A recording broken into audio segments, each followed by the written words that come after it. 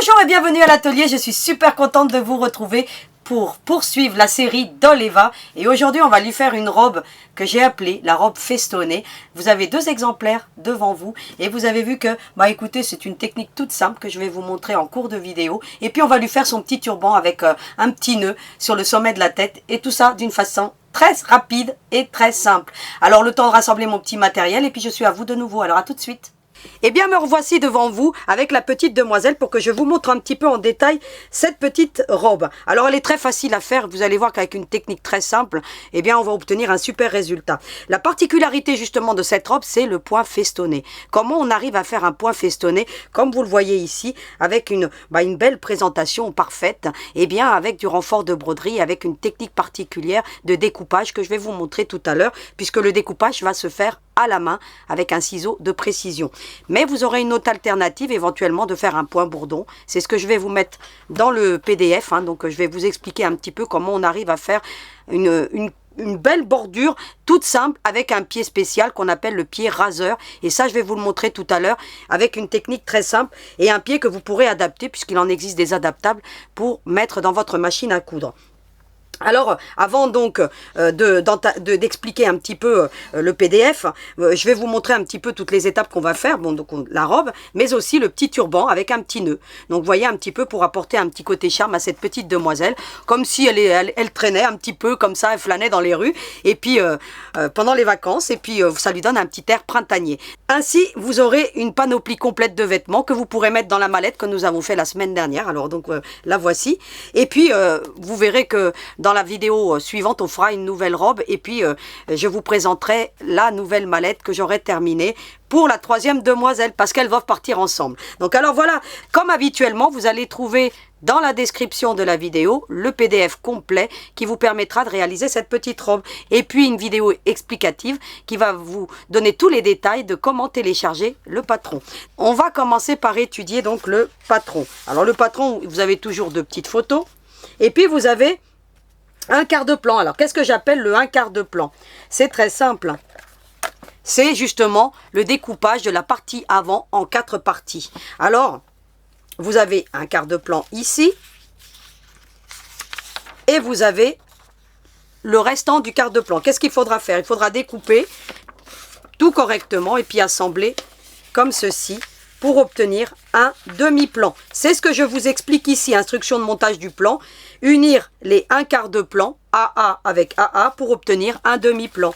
Et ensuite, lorsque vous avez votre demi-plan qui se forme comme ceci, vous obtenez donc un demi-plan complet. Et il va falloir sur le tissu que vous preniez l'envers du tissu, que vous fassiez une fois dans un sens, une fois dans l'autre, pour faire l'effet miroir, de façon à ce que vous obteniez une partie avant complète de la robe.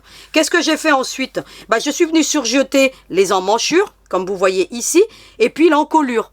Et puis, une fois que j'ai fait l'encolure, j'ai rentré mes bords de surjet pour faire un surjet propre. Et ainsi, j'ai obtenu l'avant de la robe. Donc, on garde tout ça pour la partie couture et on passe aux pages suivantes. Alors, les pages suivantes, vous avez un demi-plan cette fois-ci. Alors, comment on fait Comme on a fait tout à l'heure pour le un quart de plan, vous allez l'unir comme ceci, donc ça va s'ajuster parfaitement, comme vous voyez là. Et puis ensuite, vous allez donc les rassembler, puis vous allez reproduire sur une base cartonnée, c'est le plus simple.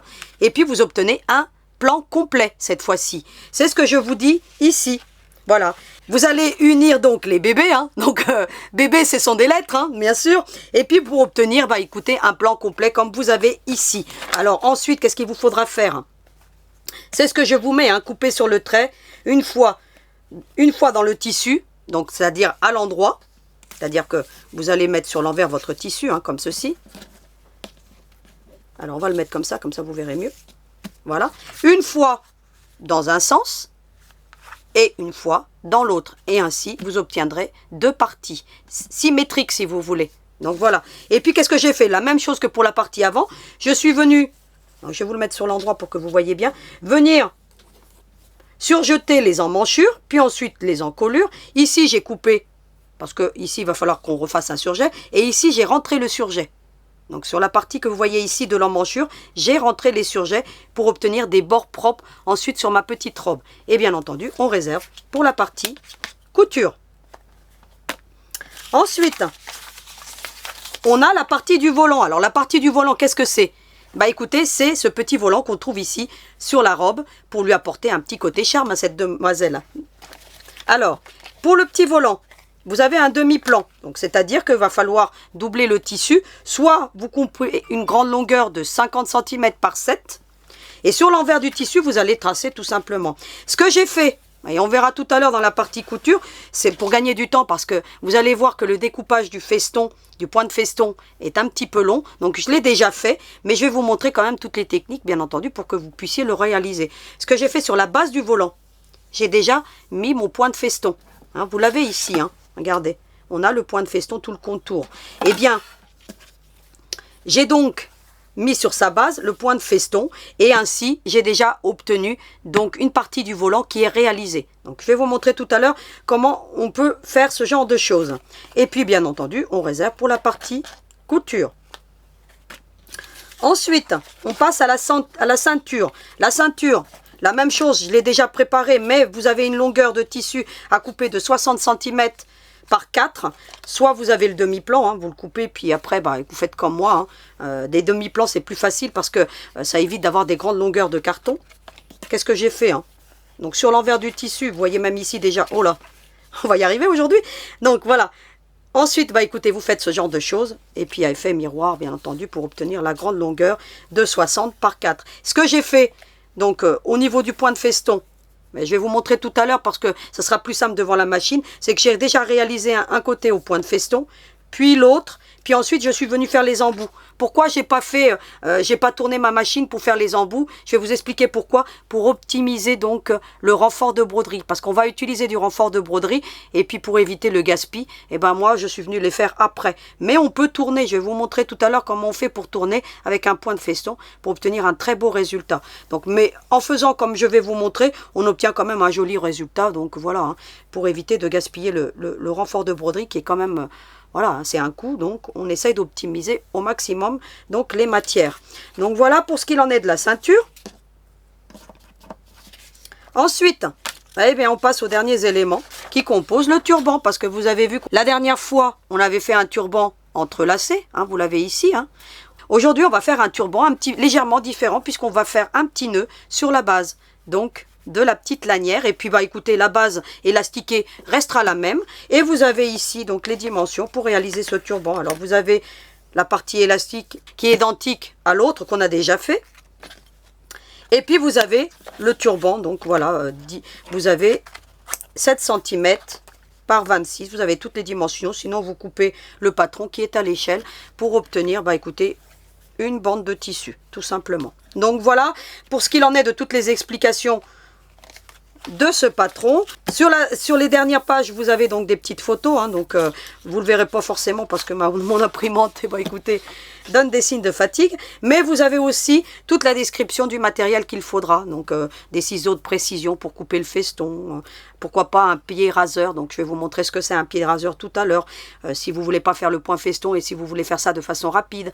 Je vous dis aussi que vous pouvez faire, pourquoi pas, un petit rouloté avec votre surjeteuse, si vous savez faire, hein. Ça se fait avec 3 aiguilles, donc ça peut obtenir un beau résultat. Donc je vous montrerai tout à l'heure sur ma jupe, hein, parce que j'ai justement une jupe avec un rouloté. Quand je serai assis, je vous montrerai ce que c'est un rouloté avec une surjeteuse. Et vous allez voir qu'on obtient des super beaux résultats, et notamment si vous voulez faire des finitions, ou comme moi, vous êtes un petit peu petite et vous avez des jupons parfois, le rouloté, c'est l'idéal pour faire un ourlet facile, rapide avec votre surjeteuse. Donc je vous montrerai dans les prochaines vidéos comment on fait un rouloté lorsqu'on aura à faire des robes justement pour des poupées, et vous verrez que c'est super sympa à faire un rouloté. Donc je vous mets tout ça dans les instructions, vous lirez, hein, parce que je vous mets toujours le détail du matériel qu'il faut, des snaps hein, éventuellement, donc vous voyez un petit peu, hein, donc voilà, ou des pressions à coudre. Donc je vous retrouve maintenant devant la petite machine à coudre pour qu'on réalise donc cette fameuse petite robe. Alors à tout de suite. Eh bien, me voici devant ma VQ2 pour réaliser des points décoratifs. Alors, le point de feston, hein, je vous l'ai montré tout à l'heure, voilà ce que c'est. Hein, donc, c'est ce genre de petits mouvements que vous avez là, que vous pouvez faire sur des bords de vêtements. Vous pouvez les faire pour des mouchoirs, vous pouvez les faire pour des napperons. On peut faire donc ce genre de petits points qui est super sympa, plus ou moins large en fonction du réglage de votre point. Donc là, moi, j'ai pris un petit point de feston parce que, voilà, c'est pour une petite demoiselle. Donc, si j'avais pris un grand point de feston, ça aurait fait moins joli. Mais vous pouvez, bien entendu, entendu faire des très beaux napperons, des chemins de table avec cette belle finition. Alors, pour réaliser le point de feston, il vous faudra du renfort de broderie. Qu'est-ce qu'on appelle le renfort de broderie? C'est tout simplement un papier, un petit peu comme ça, qui s'appelle renfort de broderie. Hein. Donc, c'est comme du papier en fait, hein. Un petit peu rigide et un petit peu rêche, mais qui permet d'obtenir une stabilité dans la broderie et dans les points décoratifs. Alors, vous m'avez jamais vu employer ce genre de papier pour des points décoratifs, mais il faut savoir que il est vivement recommandé d'en mettre. Moi, j'évite parce que, bon, voilà, c'est un coût, parce que ma machine, elle coûte très bien, donc parfois, les points décoratifs peuvent très bien se faire sans ce renfort de broderie. Mais quand vous le faites avec un renfort de broderie, ça évite à votre tissu de se froisser lorsqu'on fait des points décoratifs. Mais comme moi, souvent, j'utilise du molleton, donc ça stabilise plutôt pas mal. C'est pourquoi je l'utilise pour faire ces bords. Surtout lorsqu'on fait des bords, là, je vous recommande vraiment de mettre donc du renfort de broderie, parce que ça va faciliter non seulement le découpage, mais aussi ça va apporter une stabilité et éviter que votre tissu ne froisse, surtout lorsqu'on est au bord. Alors comment on fait? Alors moi parfois, vous voyez, hein, j'optimise mon renfort de broderie parce qu'il a fallu faire une grande longueur. Bah, vous voyez, parfois je les assemble. Hein, donc ça se verra pas hein, lorsqu'on fait la broderie, parce que bon voilà, hein, donc parfois on les assemble. Hein. Je fais la même chose des fois avec le molleton. Hein. Je prends plusieurs morceaux de molleton et puis je les assemble pour en faire un grand morceau si vous voulez. Parce qu'il faut utiliser toutes les petites chutes et on essaye d'optimiser au maximum notre matériel. Vous voyez, hein, donc je l'ai assemblé, hein, regardez. Vous voyez, lorsque j'ai fait une des robes hein, pour avoir une grande longueur par exemple. Voyez, parce que lorsqu'on va faire la base, il y a des arrondis. Et lorsqu'il y a des arrondis, pour éviter le gaspillage, bah, j'assemble des petits morceaux. C'était juste pour vous montrer comment on peut optimiser. Mais vous avez aussi la possibilité, pourquoi pas, et je vais vous montrer ça tout à l'heure, de faire un point de bourdon. Un point de bourdon, c'est un zigzag serré.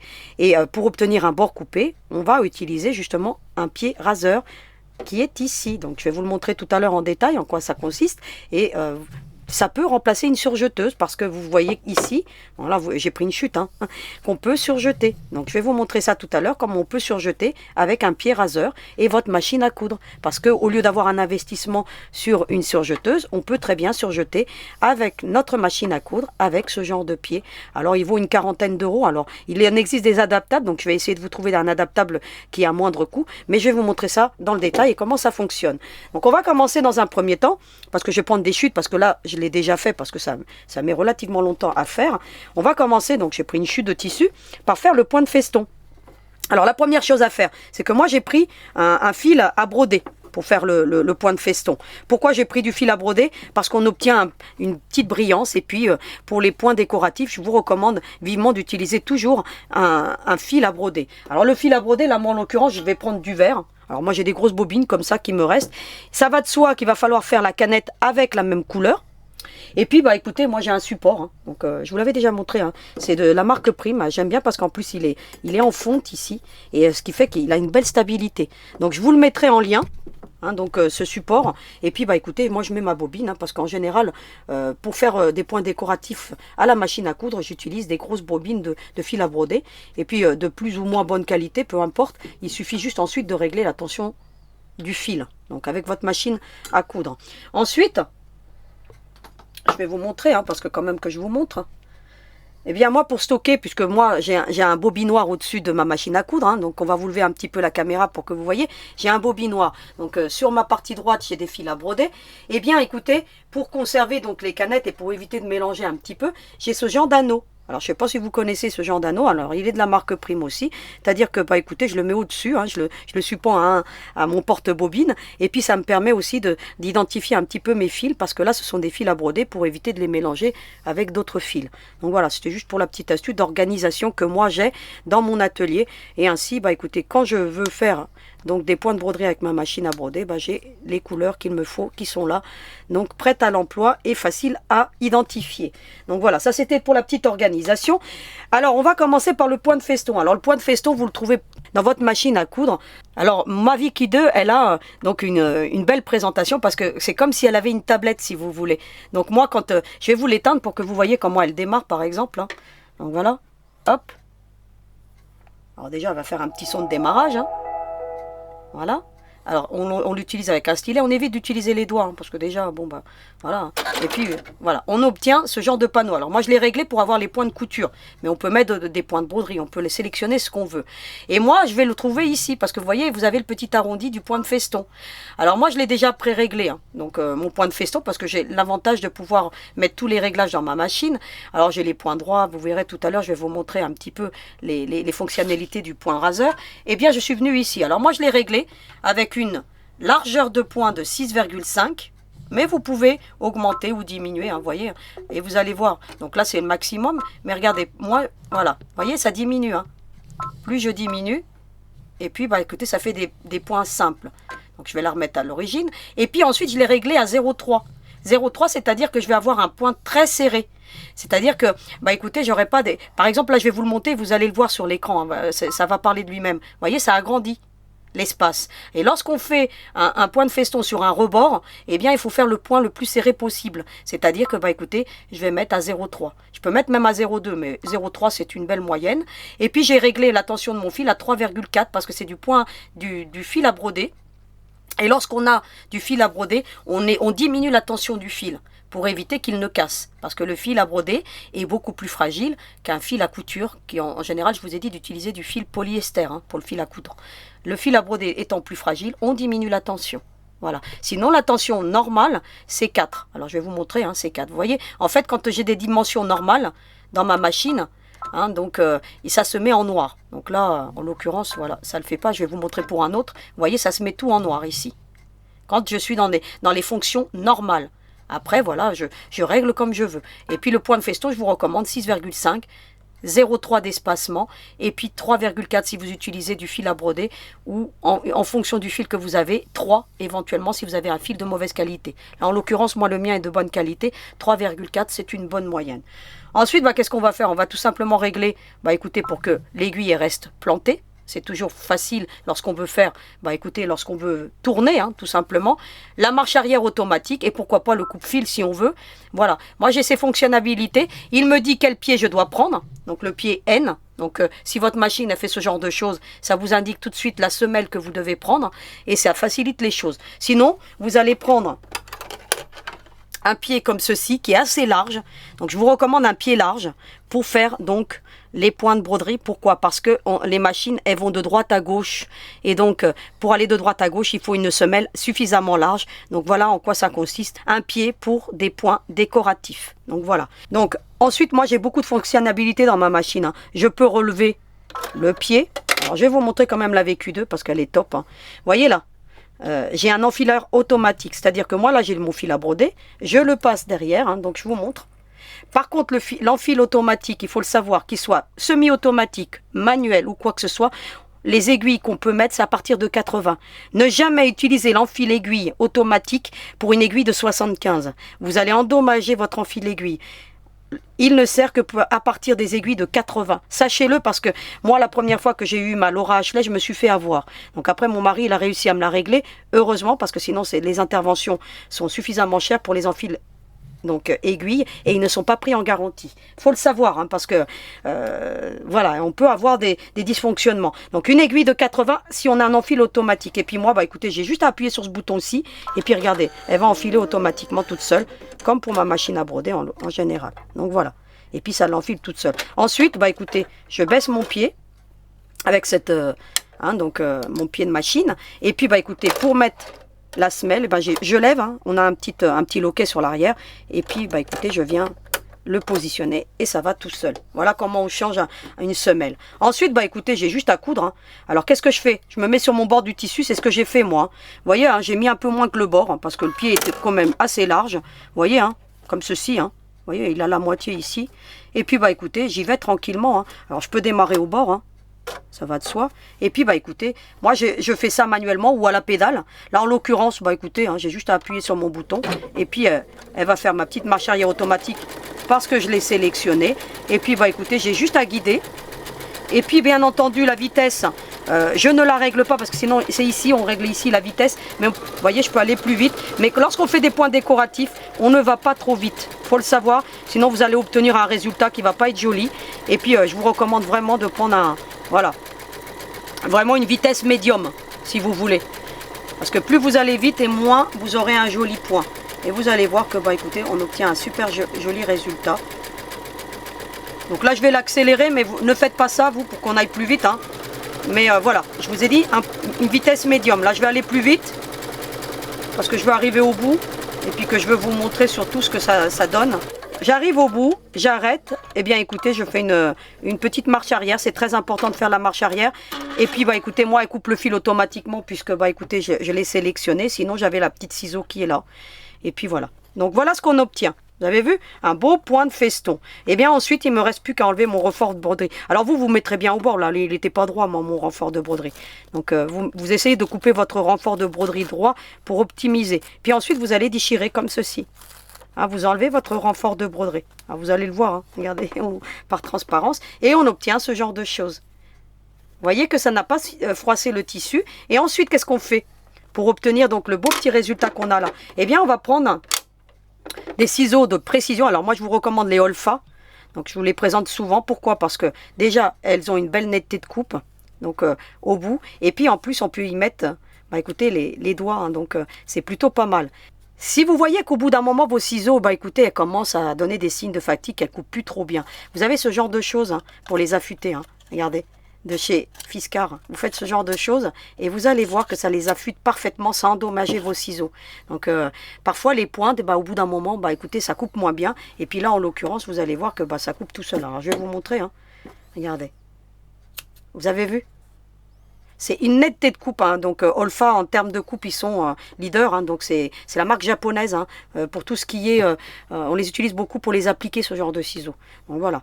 Donc ensuite, parce que vous allez faire, eh bien, vous allez couper votre feston, tout le contour. Alors, vous mettez votre doigt comme ça, et puis vous allez, bah, écoutez, couper le contour. Regardez. Vous vous servez de votre ongle pour couper tout le contour. Et vous avez vu? Et puis ensuite, vous passez au suivant. Donc, vous allez faire ça tout du long. Alors, c'est un petit peu long. Regardez. Vous faites attention de ne pas couper vos points. Vous avez vu?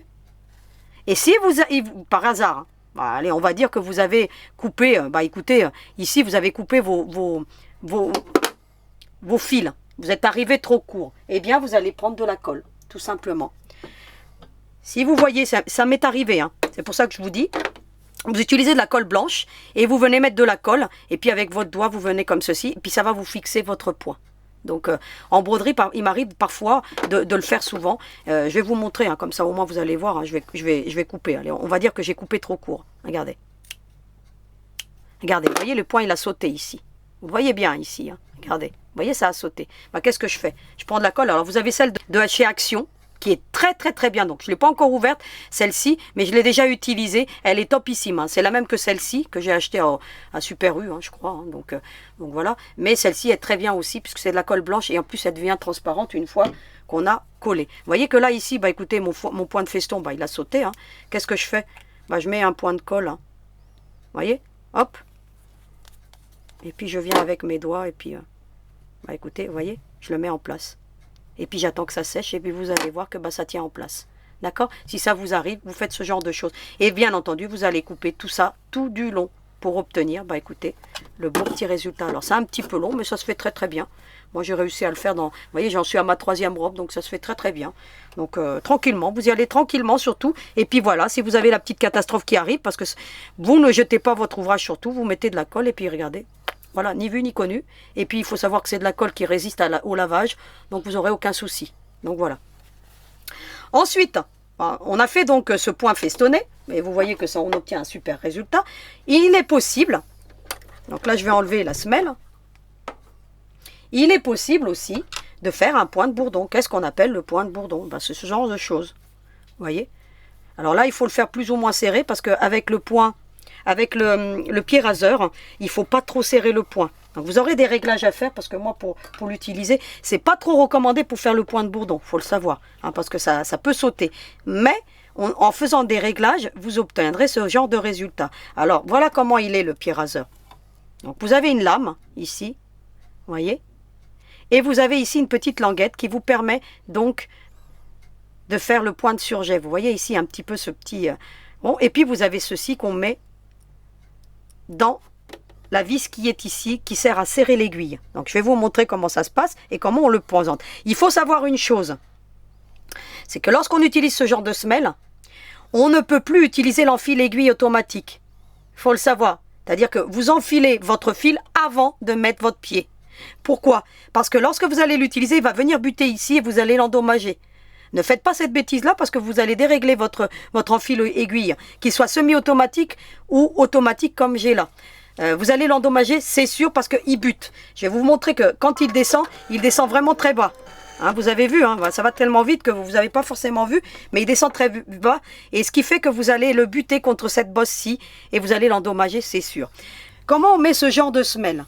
On ne le met pas par l'avant vous n'y arriverez pas parce que vous avez ce genre de choses, et puis vous avez vous voyez cette forme-ci qui risque de buter.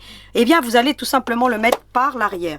Vous voyez, vous faites comme ceci, et puis ça vient automatiquement se mettre ici, et puis ensuite vous n'avez plus qu'à venir baisser. Voilà, vous voyez, il est venu se positionner. Alors vous avez le levier, hein, donc ça vient se mettre automatiquement. Et ainsi, vous avez fixé votre pied et vous voyez comment ça se présente, ce genre de semelle. Ensuite, eh bien, il y a une particularité qu'il faut savoir pour cette semelle. C'est-à-dire qu'on ne peut pas commencer à le mettre tout de suite comme ça. C'est-à-dire qu'il va falloir couper 2 cm et 1 cm de bord minimum. Vous voyez ? Alors, c'est-à-dire que si vous allez utiliser un point de bourdon, vous allez rajouter au volant et à la ceinture 2 cm de largeur. C'est-à-dire qu'au lieu d'avoir je ne sais plus quelle dimension ici, hein, je vais vous montrer, il va falloir rajouter 2 cm. Parce qu'on aura coupé ce bord-ci. D'accord? Et bien entendu, 1 cm de largeur. Au lieu de 7, je crois que c'était 7, vous mettrez 8. Si vous voulez faire un point de bourdon. Ça va faciliter les choses, le point de bourdon.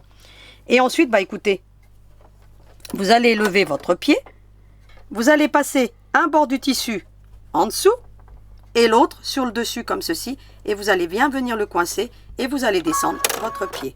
Et ensuite, vous allez passer au réglage. Alors ma machine, elle se présente comme ça, hein, vous avez tous les points ici principaux.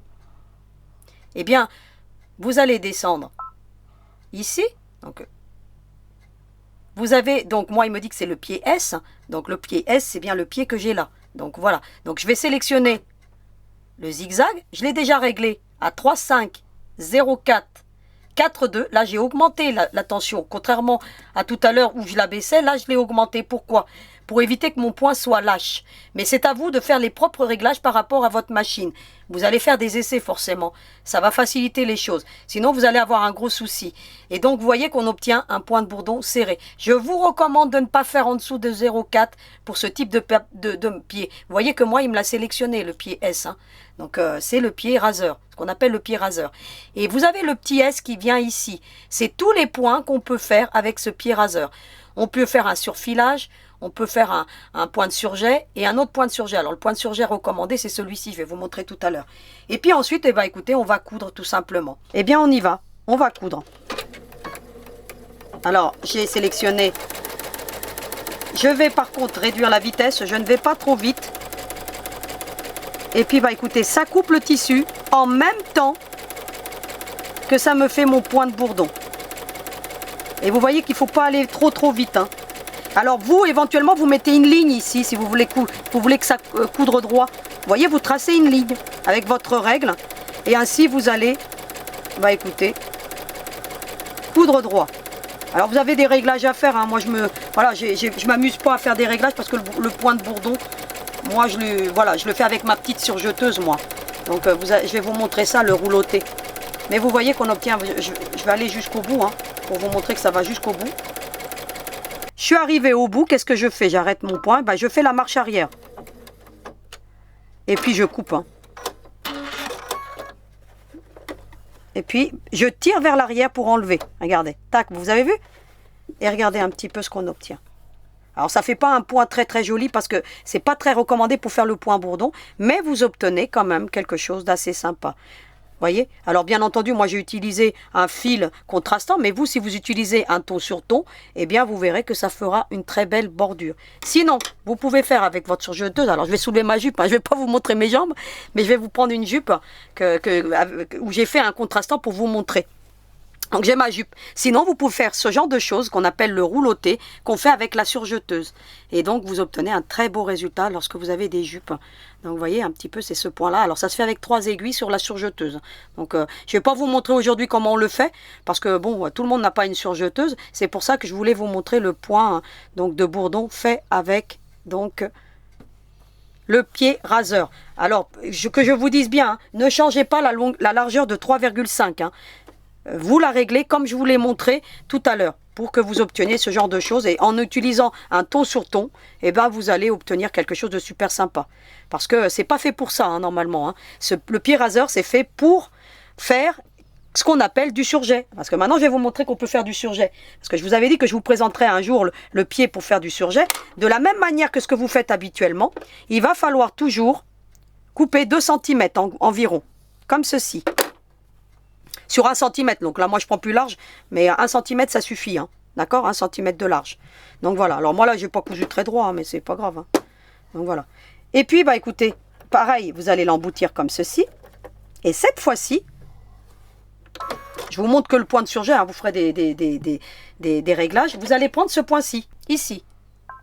Et cette fois-ci, vous ne touchez à rien, vous voyez, ça reste tout très bien. Vous pouvez éventuellement diminuer la tension. Parce que c'est un point qui pique à plusieurs endroits, donc je vais la diminuer à 3,6. Pourquoi pas? Parce que là, moi j'ai du fil à broder. Hein. Si vous n'avez pas de fil à broder, vous ne touchez pas à la tension. Hein. Vous la laissez à 4. Hein. La 4, c'est la tension normale. Mais là, comme j'ai du fil à broder, donc moi je vais la diminuer. Hein. Je ne veux pas changer mon fil. Je vais la mettre à 3,6. Et puis, bah écoutez, ensuite on n'a plus qu'à coudre. Hein. Tout simplement. Alors on y va. On fait toujours la petite marche arrière. Donc moi je l'avais sélectionné automatiquement, mais bon voilà. Et puis on va coudre, hein. Regardez, et vous allez voir que ça va vous surjeter, ça va vous couper votre tissu sans avoir de surjeteuse. Je vous dis, c'est un pied qui coûte environ 40 €, celui de la marque Brodeur. Hein. Après, il en existe des adaptables, je vais essayer de vous en trouver un bien. Et puis vous allez voir que, bah écoutez, regardez, ça coupe le tissu en même temps que ça vous surjette. Hein. J'ai donc terminé de coudre, hein. Je termine toujours par une marche arrière, je coupe mon tissu. Je soulève et je tire toujours vers l'arrière, hein, vous avez vu? Et puis regardez, on obtient un surjet. Donc, très joli. Et puis, eh ben, écoutez, ça vous coupe votre tissu en même temps. Vous avez aussi la possibilité, donc là je ne vais pas vous le montrer, c'est de coudre au point droit, c'est-à-dire que vous avez votre tissu comme ça, vous allez coudre au point droit, et puis ça va vous couper votre marge de couture en même temps que vous cousez. Hein. Donc voilà, c'est des petits gadgets. C'est un pied qui est très utile lorsque, bah justement, bah écoutez, on n'a pas beaucoup de place et qu'on n'a qu'une machine à coudre. Et bien ça, c'est une belle alternative. Au lieu d'avoir une surjeteuse, vous avez le pied. Et ça coûte quand même moins cher que d'acheter une surjeteuse, puisque ça vaut moins de, je sais pas, 35 €, vous pouvez en avoir un. Voilà, donc moi c'est un brodeur, donc les brodeurs coûtent relativement cher, mais voilà, moi j'achète les semelles brodeurs qui sont recommandés à ma machine. Voilà ce qu'on obtient. Vous avez vu? Un beau point de feston. Et puis, bah écoutez, ce pied permet de faire un beau point de bourdon comme vous avez vu là. Et puis, bah écoutez, on peut même coudre, hein, parce que vous avez vu tout à l'heure tous les points qu'on peut faire avec ce fameux pied. Donc voilà, j'en ai terminé donc avec la partie donc du point de feston et du point raseur. Maintenant, je vous retrouve devant ma Nexio pour vous montrer la suite. Me voici avec tous les éléments qui composent donc la partie principale de la robe. Hein. Donc vous avez l'avant de la robe. Qu'est-ce qu'il va falloir faire? Hein? Vous avez vu qu'on avait fait les surjets, donc voilà, hein, je vous avais expliqué tout à l'heure. Il va falloir faire un petit ourlet comme ceci. Vous voyez? Vraiment tout simple. Hein? D'un côté et de l'autre. Eh bien écoutez, je règle ma machine sur un point de 2,50. Éventuellement vous doublez le tissu. Alors vous faites vraiment léger hein, l'ourlet, vous voyez. Hein? De façon à ce qu'on ne voit pas le surjet. Puis le surjet va faciliter les choses. Donc hop, regardez. Hop. Et puis, on y va. Et on emmène jusqu'au bout. En fait, on est en train de coudre l'emmanchure, si vous voulez. Vous voyez ce que ça donne, hein? Eh bien, on va faire la même chose de l'autre côté. Voilà ce que ça donne. Vous avez vu? Regardez. On a fait un petit ourlet, si vous voulez. Eh bien, je fais la même chose sur les autres parties. Regardez. Hop. Sur les emmanchures. Hein. Donc, vous allez les voir parce que ça part légèrement bien. Et puis ici, on a le côté droit de la robe. Eh bien, ensuite, il va falloir seulement assembler. Alors, c'est vraiment la robe, elle est vraiment très facile à faire et très rapide. Puisqu'ensuite, il va falloir que vous mettiez endroit contre endroit. Alors, les emmanchures, vous allez les trouver facilement. Vous allez bien les mettre en face, comme ceci. Vous allez mettre une petite épingle.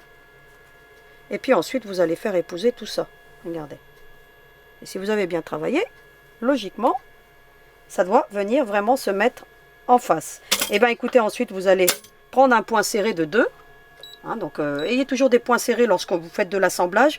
C'est ce qui fait, parce qu'il y a une question qui m'a été posée souvent, On me dit, oui, les marges de couture sont très courtes. Oui, elles sont très courtes. En couture créative, on fait des marges de couture courtes. Pourquoi? Pour obtenir un beau résultat lorsqu'on retourne les ouvrages. Et parce comme on obtient, donc on utilise du molleton pour éviter les épaisseurs, si vous voulez. Et par contre, il faut toujours utiliser des points serrés pour obtenir quelque chose de solide et bien entendu du fil polyester pour la résistance. Il est vrai que lorsqu'on fait de la confection, on utilise des marges d'environ 1 cm minimum. Mais lorsqu'on fait de la couture créative, les marges c'est toujours 1/4. Pourquoi 1/4? Parce que c'est le standard et de certains pieds de machine. Alors si votre pied de machine fait 0,75, ça va de soi que vous utilisez votre pied de machine. Hein, donc il n'y a aucune incidence si vous voulez. C'est pas quelques millimètres qui vont faire une différence à l'ouvrage terminé si vous voulez. Mais sachez-le, le 1/4 c'est la marge standard de tous les pieds de machine en général. Parce qu'il existe des pieds à 0,75. Mais lorsqu'on travaille avec des marges étroites et comme on a beaucoup souvent des arrondis dans la couture créative, il est recommandé de faire des marges courtes. Plus vous aurez des marges courtes, plus vous arriverez à amasser les arrondis et à faire des courbes. Dans la confection, comme on fait souvent des lignes droites, écoutez, 1 cm c'est très bien.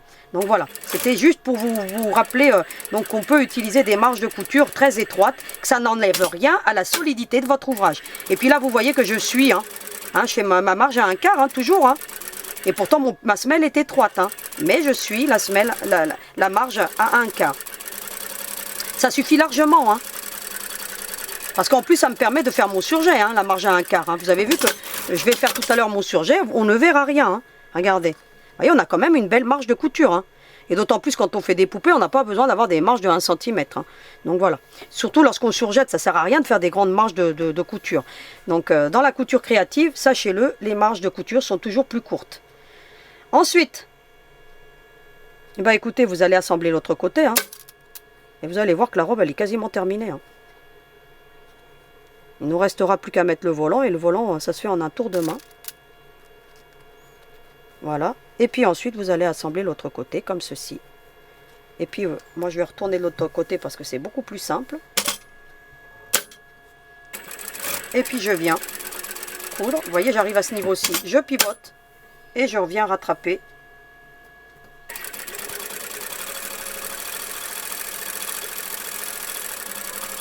Vous pouvez prendre votre pied de machine parce que la robe, voilà, il n'y a aucune incidence. Si vous voulez faire du 0,75, faites du 0,75 parce que la robe, elle n'est pas étroite.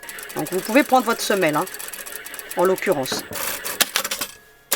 Voilà ce qu'on obtient. Vous avez vu, on a ici, donc on a les emmanchures qui sont juste parfaites. L'encolure, écoutez, elle est plutôt pas mal. Et puis, regardez ce qu'on obtient. Donc voilà, une robe très facile à faire.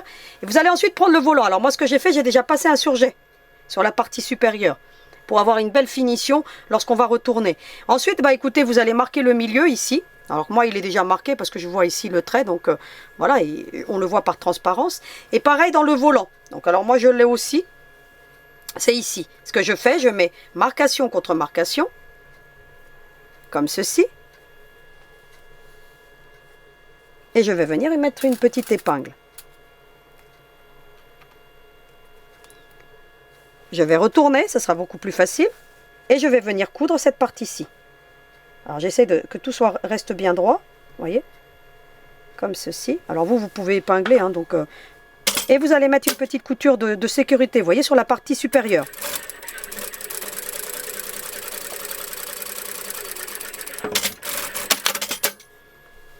Et on obtient ceci. Regardez. Vous voyez? Voilà. Ensuite, on va faire la même chose de l'autre avec chaque extrémité, sauf que cette fois-ci, on va positionner, vous voyez, les bords. Alors pour bien positionner les bords, vous allez bien mettre une épingle.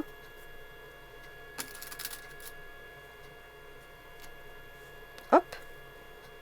Comme ceci. Et de la même manière, on va venir coudre.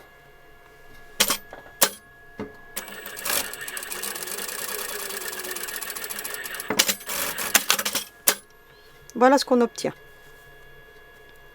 Regardez. Vous avez vu? On fait la même chose avec l'autre extrémité. Comme ceci. On met bien bord à bord sur la partie supérieure.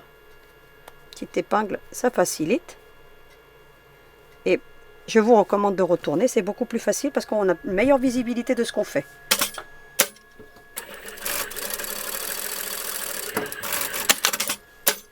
on a fixé le volant. Alors ce que je vais aller faire maintenant hors caméra, pour faciliter l'ouvrage, pour éviter que ça s'envole ici, eh bien c'est que soit vous pouvez éventuellement mettre une petite couture ici pour que ça se maintienne bien en place, ça facilitera le surjet.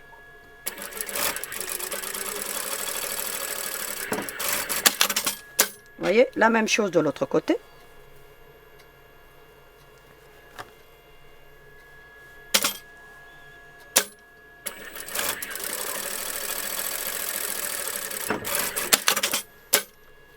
Ainsi, vous avez fixé votre volant. Ce que je vais faire maintenant hors caméra, c'est que je vais venir surjeter les latérales, ici.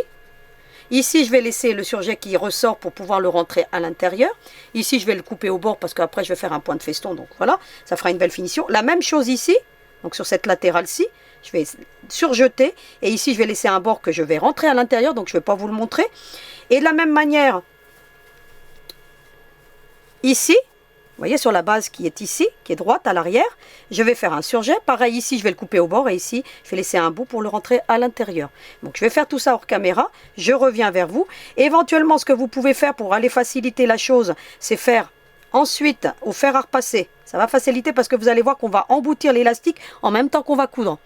Donc il va falloir faire un ourlet. Ce que je vous recommande, et c'est ce que je vais aller faire hors caméra, c'est qu'on faire un ourlet de 1,5 cm. Donc avec votre fer à repasser. Donc je vais faire tout ça hors caméra parce que si on prend le passe-lacet, on risque de se prendre ensuite dans ces coutures-là et on risque de buter. D'accord? Donc c'est pour ça qu'on va emboutir l'élastique en même temps qu'on coud. Vous allez voir, c'est très simple à comprendre. Donc je vais faire mon petit ourlet donc, de 1,5 cm. Donc je fais toutes ces étapes hors caméra et je vous montre le résultat.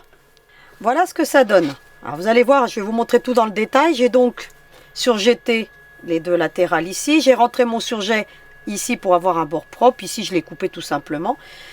J'ai donc fait mon surjet aussi donc sur toute cette partie-ci, hein, donc, et celle-ci aussi.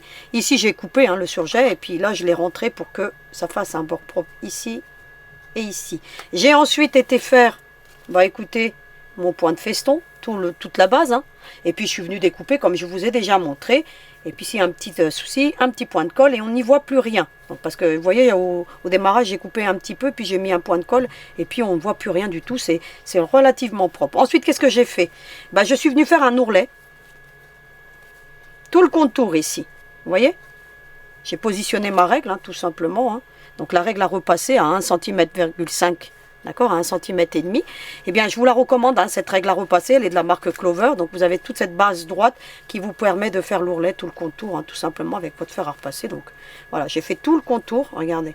Ici aussi, hein, donc j'ai plié comme ça. Vous voyez, tout le contour pour obtenir quelque chose de droit. Donc, je vais vous le mettre comme ça pour que vous voyez bien ce que ça donne. Regardez. Voilà. Comme ça, on obtient quelque chose de droit. Vous voyez, comme ceci. Donc, vous devez obtenir ce genre de choses. Maintenant, on va tout simplement venir, avant de mettre l'élastique dans toute cette partie-là, on va venir positionner la ceinture. Alors la ceinture, on l'avait faite. Vous allez mesurer avec une règle 3 cm à partir de l'emmanchure, vous voyez, ici. Sur la partie latérale où on voit la couture. Alors à droite ou à gauche, comme vous voulez. Hein, et puis vous mesurez 3 cm. Mettez une petite marcation à 3 cm. Et vous allez venir positionner la ceinture.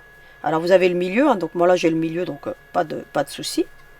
Donc je la positionne à partir de la marcation. Hein, et puis je viens faire une couture.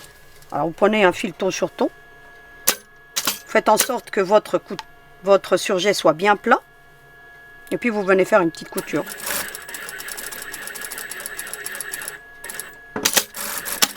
On ne la verra pas, hein, elle restera discrète. Alors vous prenez un fileton sur ton, donc là moi j'ai pris du blanc, mais vous voyez que ça reste assez discret, puis la ceinture est mise en place. Ensuite, on va se concentrer maintenant sur la partie donc supérieure. Alors comment on va faire? Eh bien déjà on va mesurer 18 cm. Hein, je vous avais dit qu'il fallait 18 cm pour l'encolure. Eh bien on mesure 18 cm. Avec un élastique de 10 mm, toujours, pour avoir une belle encolure. Ou plus, hein, si vous voulez. Hein. Moi, je prends... Voilà. Et ensuite, ici, c'est plié. Donc, ce que je vais faire, c'est qu'à cette base-ci, là, je vais plier l'élastique à l'intérieur et je vais déjà le coudre ici. Regardez. Pour le maintenir en place. Alors pourquoi je vous disais qu'il va falloir emboutir l'élastique? Parce que lorsque vous allez passer votre passe lacet, il risque de se prendre ici. Alors je vais vous montrer avec un passe lacet, comme ça vous allez comprendre ce que je vous dis. Si vous prenez le passe lacet, imaginez on fait tout le canal, on coud tout le canal, et bien à un moment donné vous risquez peut-être de vous prendre ici dans cette, vous voyez dans l'emmanchure, et puis regardez, on n'arrivera pas à sortir. C'est pourquoi il va falloir emboutir l'élastique en même temps qu'on coud. Alors c'est simple, hein. Ensuite, bah écoutez, vous vous positionnez comme ça, l'élastique, vous le mettez bien au bord. Et si vous avez fait 1,5 cm de marge, bah écoutez, vous ne viendrez pas le coudre. Il faut bien le mettre au bord à chaque fois. Et puis vous allez coudre. Regardez. Hop. Et à chaque fois, vous l'emmenez bien au fond, là où il y a la rainure. Hein. Vous voyez là, vous le sentez en plus. Hein. Hop. Et puis vous allez faire tout le contour. Hein. Allez, hop. Ici, vous allez plier, hein, ça va de soi. Alors, on y va tranquillement. Il faut y aller tranquillement, hein, parce que ça tire un petit peu. Alors, vous voyez, vous le mettez bien au bord et puis vous continuez votre couture. Et plus vous allez avancer, plus ça sera facile. Hein. Ici, vous allez le plier. Ici, éventuellement, vous pouvez vous aider. Hein. Hop, regardez. Vous l'emmenez bien au fond. Et vous ne vous préoccupez pas de la marque. Hein. On verra ça plus tard. On emboutit l'élastique en même temps qu'on coud. Regardez. C'est la partie la plus délicate lorsqu'on amorce un petit peu cette courbe. Mais après, regardez. Vous y allez tout doucement et ça se fait très très bien. Regardez. Ici, vous faites en sorte de bien tout plier. De bien emboutir l'élastique. Et vous continuez ainsi de suite. Regardez. Hop.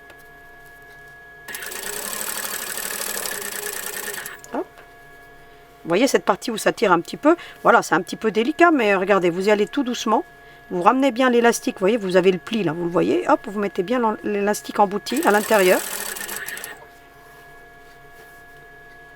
On va dire que c'est la partie la plus délicate de la robe, mais bon, ça se fait bien. Hein. J'en suis à ma 3e, donc si je vous dis que ça se fait bien, c'est que ça se fait bien. Vous y allez tout doux. Hein. Hop. Et puis ici...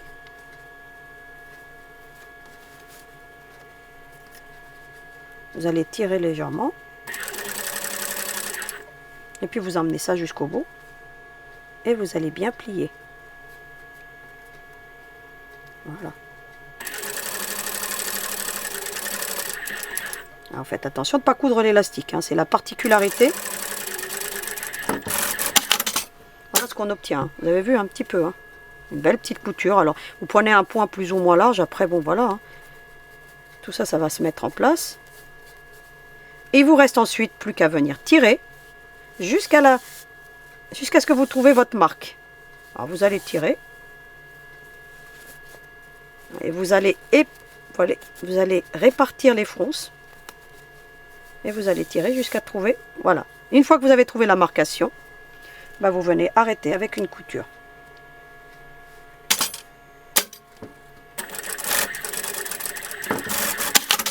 Et vous prenez ensuite une petite paire de ciseaux et vous coupez. Et ainsi, vous n'avez pas de gaspille. Et ainsi, votre élastique est embouti. Ensuite, qu'est-ce que vous allez faire? Vous allez répartir, hein, tout simplement. Hein. Voilà. Donc, vous répartissez votre élastique, tout simplement. La robe, elle est quasiment terminée. C'est important de bien répartir. Une fois que vous avez bien réparti, vous allez prendre... Alors, faites attention de ne pas venir prendre votre ceinture. Hein. Comme ceci, endroit contre endroit. Faites en sorte que tout soit bien équilibré. Et on va faire comme on fait habituellement. On va faire une couture. Hein. Puis on va laisser, je sais pas moi. Voilà. Allez. 6 doigts, 7 doigts. Allez. 6 doigts. Allez. Si vous voulez, je vais vous donner la dimension. Ce sera plus simple. Allez, je m'arrête là. Vous voyez un peu? Voilà, je laisse une ouverture, si vous voulez, de 12 cm, en gros. 12-13 cm, comme vous voulez. Et puis, hop, la petite marche arrière qui va bien. Et j'obtiens ce genre de choses. Ensuite, bah, qu'est-ce qu'on va faire hein, comme on fait habituellement. Donc là, je vais le faire hors caméra parce que voilà. Hein. Vous allez retourner sur l'endroit. Vous avez la petite ceinture qui a été posée. Qu'est-ce que vous allez faire? Vous allez écarter la couture, hein, comme ce qu'on fait habituellement. Donc là, je ne vais pas le faire parce que vous avez compris. Je vais juste vous montrer que j'écarte la couture. Alors, vous l'écartez complètement hein, jusqu'au bout. Vous voyez, comme ça. Vous mettez une épingle, comme ça, elle va rester bien droite. Ça facilite. Vous la mettez vraiment très basse. Hein, là. Et puis ensuite, bah, écoutez, vous allez... ici, vous allez faire en sorte que ça reste droit. Vous allez plier comme ça. Puis vous allez faire comme on fait habituellement. Vous allez faire cette couture de finition et venir ensuite positionner. Donc je vais le faire hors caméra. Puis je vous montrerai le résultat, hein, donc avec les pressions. Voilà. Parce que maintenant on va faire le turban. Parce que cette étape on l'a déjà vue. Vous voyez, hein, vous faites ça. Hein. Vous pliez ici, hein, tout bien plié. Et je vais vous montrer où c'est qu'on pose les pressions. Parce que là, comme on a de l'épaisseur, faites en sorte que tout reste bien droit. Et puis vous mettez des épingles, ça facilite. Hein. Ou alors vous allez le repasser. Hein, donc c'est même mieux. Hein, si vous repassez, vous aurez des bords plus droits. Et puis ensuite, qu'est-ce qu'il va falloir faire? Eh bien, venir faire une couture ici, ici, ici. Hein, voilà, donc on l'a déjà fait, je ne vais pas vous montrer. Hein, vous vous positionnez comme ça, vous pivotez ici, ou alors vous arrivez jusqu'au bout, faites une marche arrière, puis vous ferez après une petite couture là, et puis vous repartez dans l'autre sens, comme vous voulez. Hein, donc où vous êtes le plus à l'aise. Donc je vais le faire hors caméra parce que voilà. Et puis bah écoutez, on va poursuivre la suite. Hein. Le turban, ce petit donc roudoudou, hein, donc avec l'élastique embouti, on l'a déjà vu lorsqu'on a fait donc la poupée avec la robe multivolant. D'accord, de la Doll Eva. Donc on avait fait un turban entrelacé. Donc ce genre de petites choses, on l'avait déjà vu. Donc ça concerne donc le turban à la dimension de 15 par 4. Et puis bah écoutez, j'ai plié en deux, hein, comme pour ça. Hein, donc voilà. Et puis j'ai mesuré mon élastique de 7 cm. Hein, et puis je suis venu l'emboutir après. Et puis voilà. Hein, donc rien de compliqué à faire ce genre de petites choses. On l'a déjà vu, donc je ne vais pas vous le montrer. Je vais juste vous montrer maintenant le turban avec le nœud. Donc pour que vous ayez une belle notion de comment on le fait. Alors c'est simple, hein, vous prenez votre bande de tissu, donc c'était celle de 26 par 7. Vous allez le plier en deux tout simplement. Vous allez faire une couture.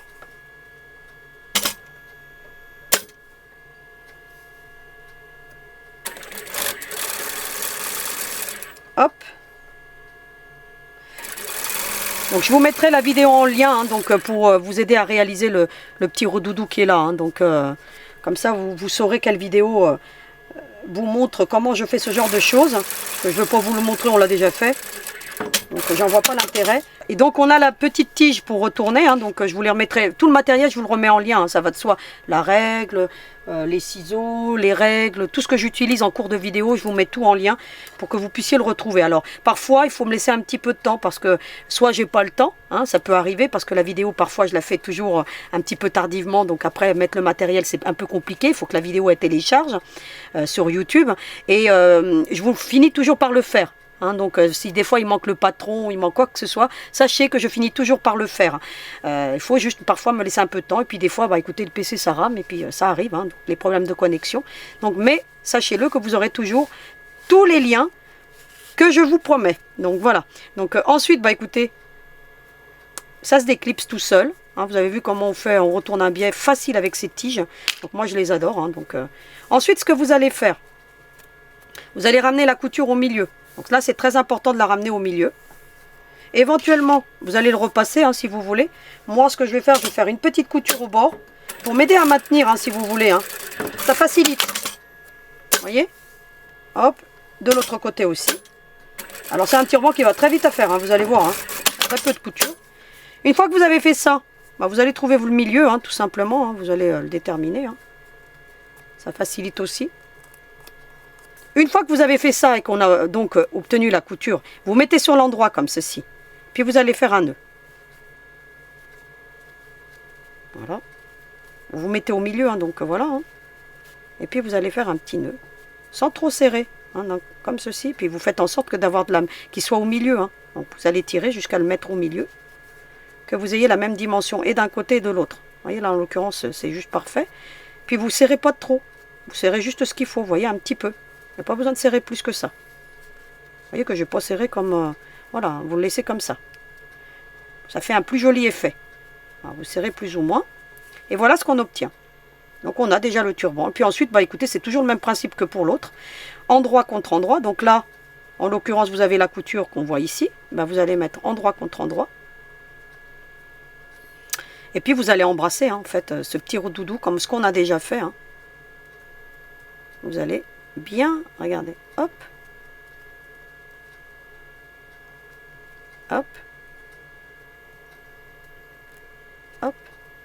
Éventuellement, vous mettez une petite pince et puis vous allez coudre. Hein. Donc après, c'est le même principe que ce qu'on a déjà fait, mais je vous le montre. Vous pouvez même repasser une deuxième fois, comme ça, vous êtes sûr que ça va être solide. Ensuite, vous prenez l'autre bout. Pareil, hein, endroit contre endroit. Vous avez vu que la couture, elle est là. C'est pour ça que je vous dis endroit contre endroit. On voit bien ici, comme ceci. Pareil, hein, on embrasse cette histoire. Hein. Allez, on fait un gros câlin, là. Hop, vous voyez? Mais vraiment, hein, regardez, je serre vraiment. Et puis là, on peut le faire parce qu'il y a moins d'épaisseur que lorsqu'on a fait l'entrelacé. Donc ça se fait très très bien. Et puis vous allez faire une couture. Hein. Éventuellement, vous insistez sur la marche arrière. Hein. Et hop, le tour est joué. Et il est terminé. Donc voilà. Et puis ensuite, bah écoutez, vous mettez tout bien en alignement. Et le petit turban est terminé avec une très jolie finition. Parce que là, il va falloir tirer un petit peu. Vous tirez un petit peu. Voilà. Et tout vient s'emboutir à l'intérieur. Regardez. Et on obtient un très joli turban. Donc une méthode que vous pouvez adapter pour vous et pour vos enfants. Il suffit juste à trouver la circonférence. Et puis voilà. Hein. Donc rien de compliqué. Hein. La nuque, hein, vous prenez l'arrière de la tête. Et puis vous doublez hein, toujours le tissu par rapport à l'élastique. Et puis vous obtenez un très très joli résultat, un beau turban. Donc je vais terminer les étapes donc, de pression hors caméra et puis la couture qui me reste à faire. Et puis je ramène la petite demoiselle et puis on l'habille ensemble. Alors à tout de suite. La robe est donc terminée. Vous voyez les snaps, je les ai mis en dessous l'élastique parce que pour éviter les épaisseurs, comme ici on a de l'épaisseur, donc sinon ça ne va pas faciliter la chose. Et comme je vous ai dit, un snap ça se travaille, hein, donc plusieurs fois pour que, bah écoutez, ils ne viennent pas à s'arracher. Voilà, donc vous mettez bien l'ongle surtout et vous voyez ce que ça donne. Hein, donc la petite robe, j'ai fait donc la couture, hein, donc vous voyez, hein, tac, tac, tac. Voilà, on obtient quelque chose de très propre. Il ne reste plus qu'à venir l'emboutir dans la petite demoiselle. Donc alors on y va tranquillement. Hop, vous voyez. Et vous allez voir que ça fait un beau petit résultat. Ensuite, bah, écoutez, on soulève les cheveux et puis on vient mettre la petite pression. J'ai donc mis les petites pressions, vous avez vu, et hop, on la retourne sur l'avant, on fait la petite ceinture. Alors comme la ceinture elle est accrochée, donc l'enfant ne la perdra pas, hein, donc vous voyez, hein, donc pourquoi cette petite couture qu'on voit à peine hein, d'ailleurs. Et puis après vous faites un beau petit nœud. Hein. Voilà ce qu'on obtient. Après vous pouvez soit mettre une épaule comme ça, soit mettre les deux. Voilà, après à vous de voir. Hein.